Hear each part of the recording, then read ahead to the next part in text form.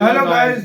Welcome to Pakistani real reaction. तो कैसे हैं आप सब? उम्मीद है आप सब बढ़िया होंगे और मजे में होंगे। मेरा नाम है मैं हूं बशीर। तो गाइस, कौन सा देश है जिसने भारत से पंगा लिया हो और वो टिक पाया हो और उसका हाल भाई बुरा ना साहब? हो। इमरान खान देखो भारत से कितने पंगे लेता था गया।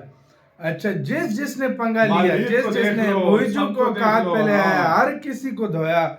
आज ट्रूडो भी चल वैसा। तो भाई साहब, जस्टिन और ट्रूडो जो कि खालिस्तान के पंजाबी मामले में भारत से पंगे लेता था, रिजाइन करके भाग गया।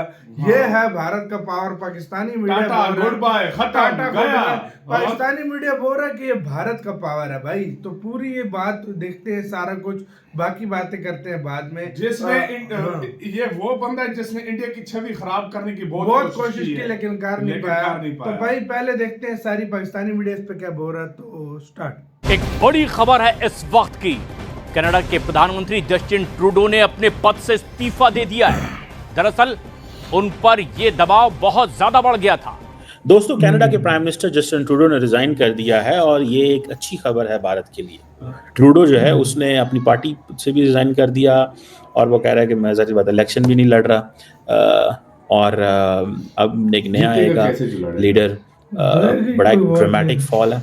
उनके ऊपर प्रेशर था, उनसे रिजाइन का कहा गया। उनकी पार्टी ने उनको रिजाइन के लिए कहा, इसलिए उन्होंने अनाउंस किया है।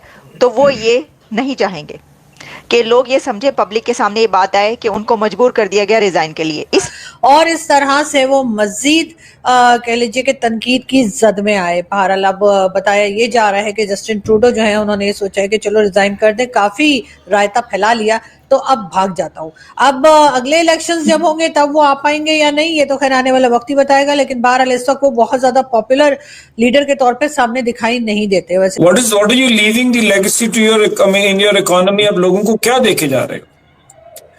2015-16 में कैनेडियन इकोनॉमी का डेफिसिट था $1 बिलियन। 2024-25 में $61.9 बिलियन।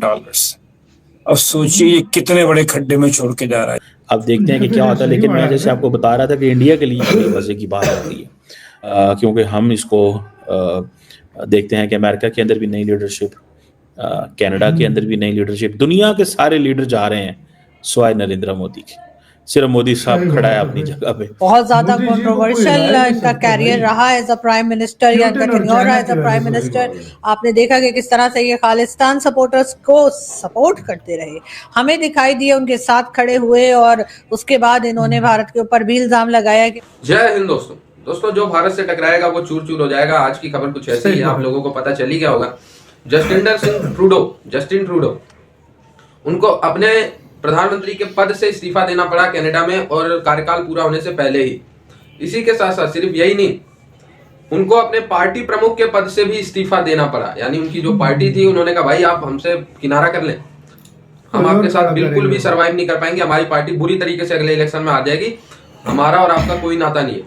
पार्टी से भी इनको भगा दिया गया।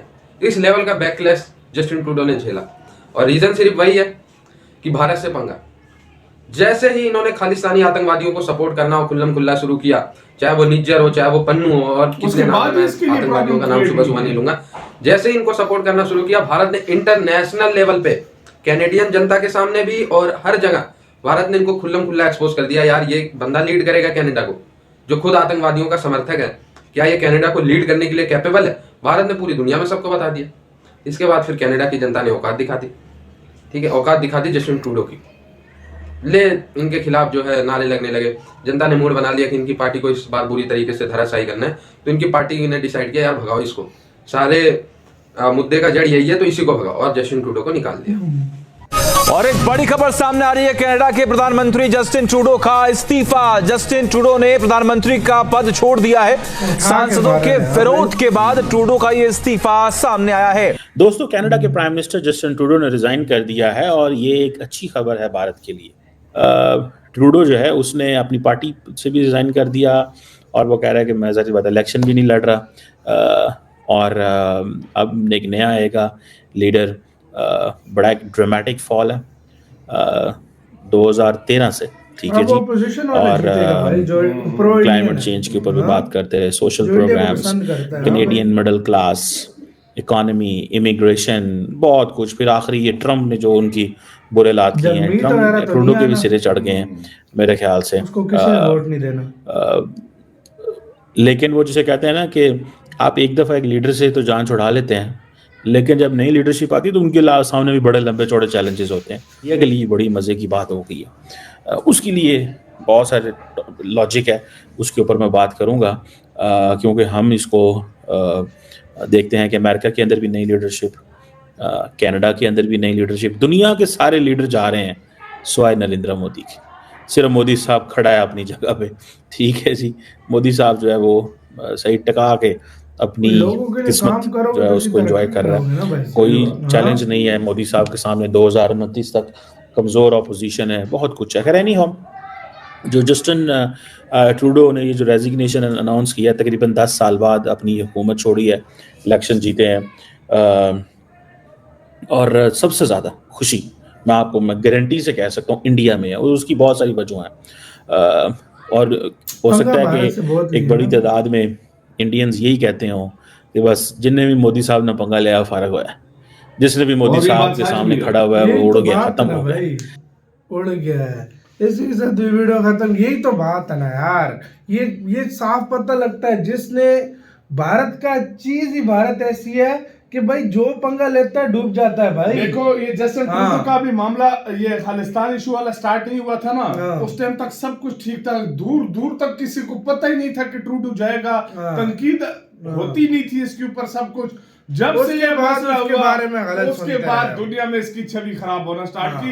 ये छवि करना खराब आया था इंडिया की, इसका अपना बेड़ा गर्क होकर गया। और अभी किस तरीके से बांग्लादेश कितना अच्छा तरक्की कर रहा था, हाँ, भारत से पंगा लिया बढ़ गया। अब रोज उसकी एक बुरी खबर सुनते हैं, रोज बुरी खबर सुनते हैं। वही ना, वाकई में मालदीव को देख लो, मालदीव उसकी शरण में आया तब जाकर उसको अच्छी खबरें मिलना स्टार्ट हुई है।